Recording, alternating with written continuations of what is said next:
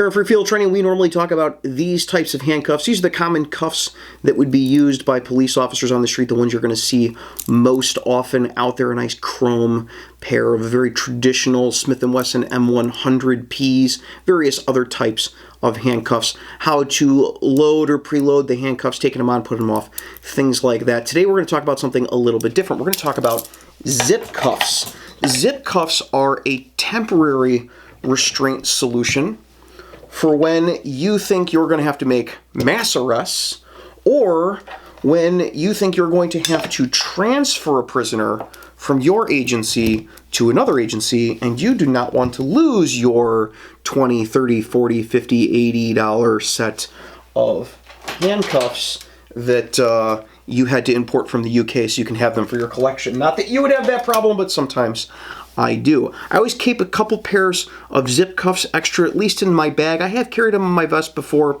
The results of that experiment were kind of mixed. But I like to have these around because if you're going to transfer a prisoner from the street to another agency, especially if you're going to put cuffs on them and then that agency is going to take custody of them, getting your cuffs back can be kind of a hassle. So what I have collected here is various types of zip cuffs that are used, and I'm going to demonstrate to you how each of these work. Might even get some models in here to show you how they get put onto an actual person, or we'll use some of our old footage from zip cuffs. And then I'm going to explain some of the positives and negatives of each of these, how they can be used, and what the costs are of these types of things. None of them are super expensive, but also none of them are multi-use. So all of these zip cuffs are single use. Once they're zipped in, that's it. You cut them off of the person and throw them away. I have a video, we'll put a link up here and down below, about how zip cuffs work, how to apply them, where we use the Milspec Plastics Cobra cuffs. Most of them work in a very similar way, and the important thing with zip cuffs, in case you've never even heard of these things before and you pick up a pair of them and you're going to use them, you should have training first, but in case you pick up a pair of these and you have to use them, or you end up taking custody of somebody that has zip cuffs on them, is to make sure you check for fit. That is to make sure you can get a finger underneath between their hand and the zip cuffs. That way you're not cutting off circulation of their hands. Now, without further ado, we're going to get into the different types of zip cuffs that I have here. I think this is a pretty representative smattering of the different types and brands of zip cuffs that you might run into out there on the street. And I'm going to give you a little tutorial on how these work and the pluses and minuses of each one.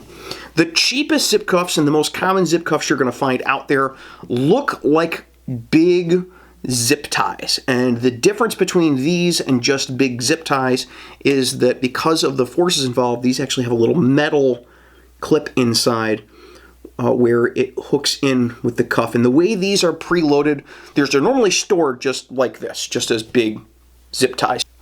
Now the way these are preloaded is you slide the end in on one side until it's just barely loading in there, and then you take the other one, slide it through, and load that one as well. And what this does is it makes kind of a very rudimentary set of handcuffs. This is ideally how the zip cuffs are put on and applied. These are super cheap. If you're working at a place that has mass arrests, protest mass arrests, things like that, this is probably what you're going to get handed off for zip cuffs for mass arrests.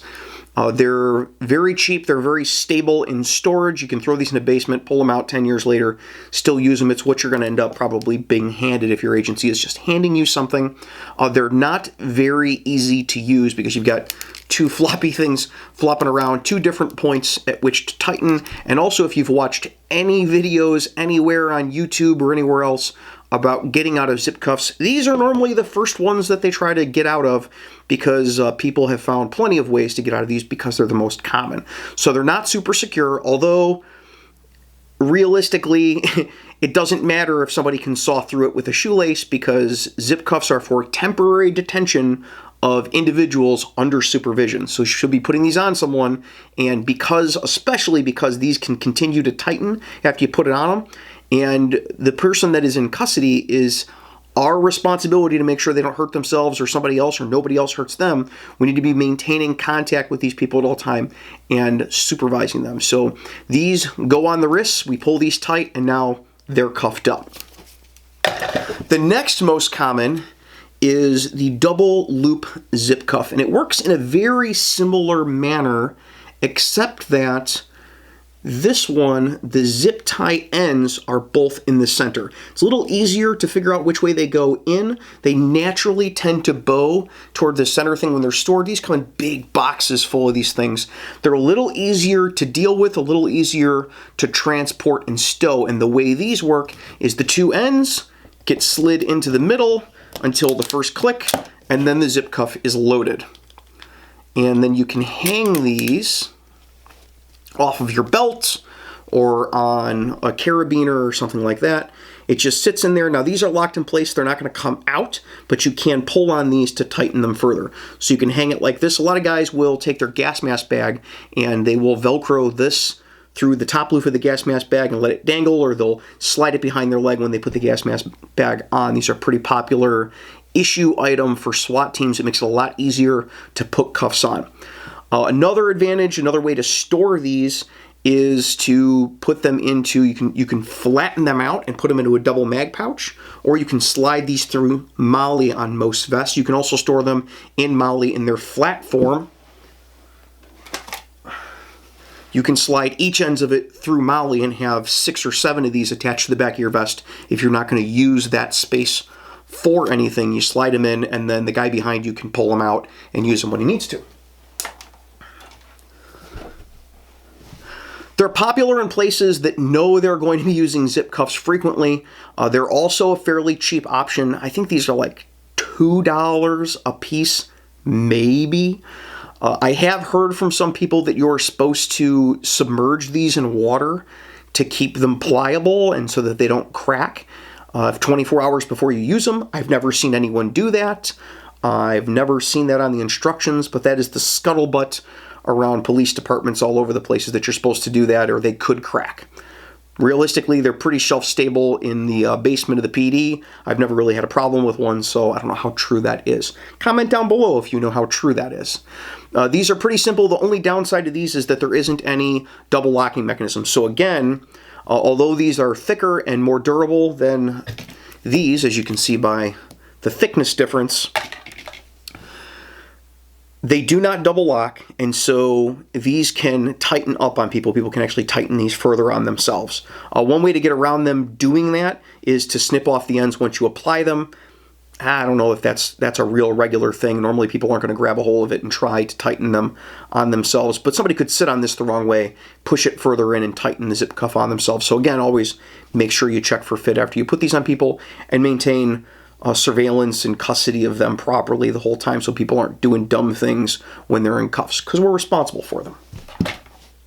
Finally, down to Milspec Plastics Cobra cuffs, which come in a variety of colors, including tactical cool guy colors, and ASP's trifold cuffs.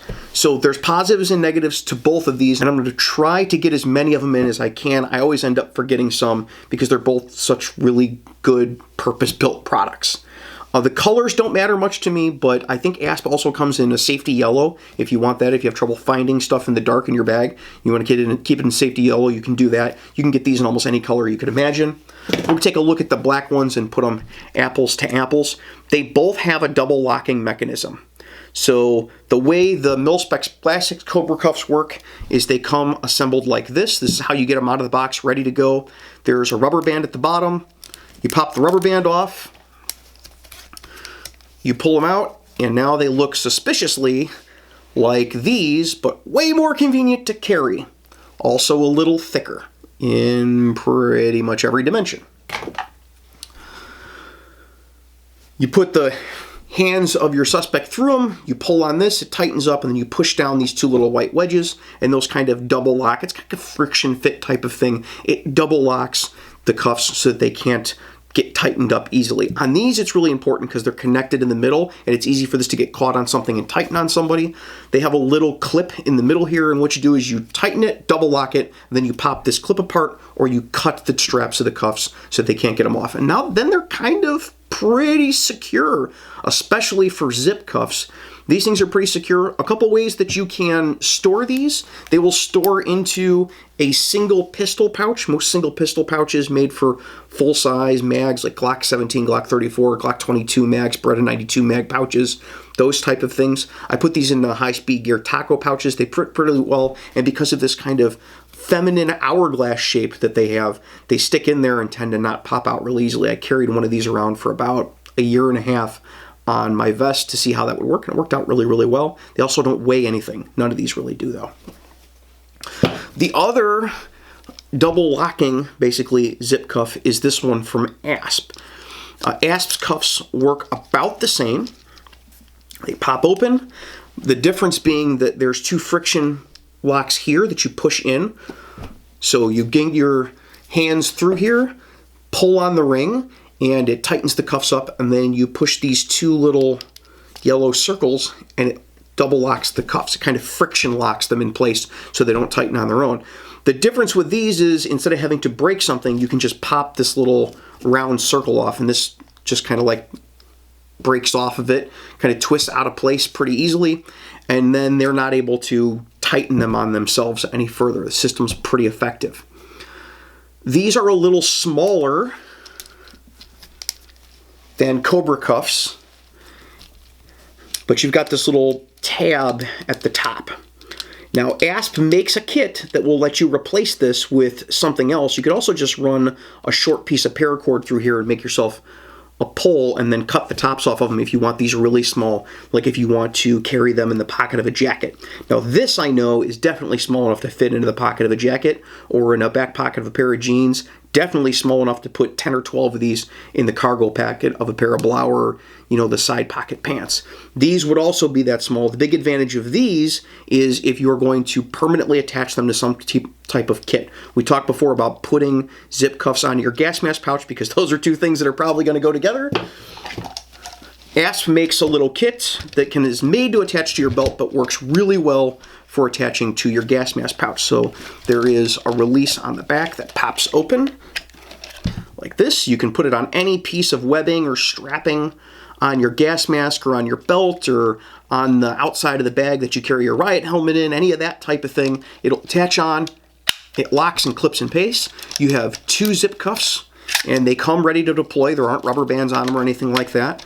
And then the cutter for the zip cuffs is here and ready to go. So if you don't have your trauma shears around with you, you've already got a little safety cutter for them to cut the zip cuffs off.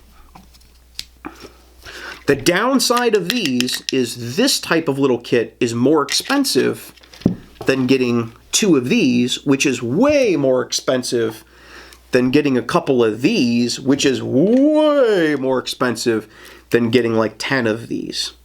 So depending on what your needs are, if you're looking for a whole agency purchase, something like this is probably a really good bet because you're going to be able to take them, store them, and have a jillion of them. But as an individual officer purchase, something like this is better if you're buying it for your own personal use. If you're going to just mount it on your vest in a double mag pouch or a single mag pouch, this might work really well for you. If you're going to stage it with your riot gear or your gas mask or whatever else, something like this might be a good way to keep everything nice and compact and contained. If you're going to carry them as a day-to-day thing, I don't carry handcuffs. There's a link up there.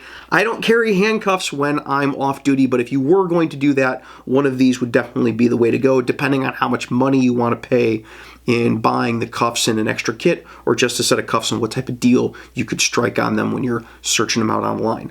Hopefully that answers some of your questions about zip cuffs. If you have any comments or questions, you can put them down in the comment section down below. I'll try to get to them as best I can. There's also going to be links to most of these down below. Most of them are Amazon links. If you use those links, I make a little bit of money, but you should shop around and get the best deal humanly possible if you can, especially if you're going to buy a gajillion of the things. Until next week, you guys be safe. Take care of each other. Hey, thanks for watching Free Field Training on YouTube. And while you're here, why don't you check out some of these other goofy videos that I've made? Or you could subscribe or maybe go over to Patreon and see how you get your name put on the videos like these fine folks over here. All the links are, of course, down in the description. We'll see you guys next time.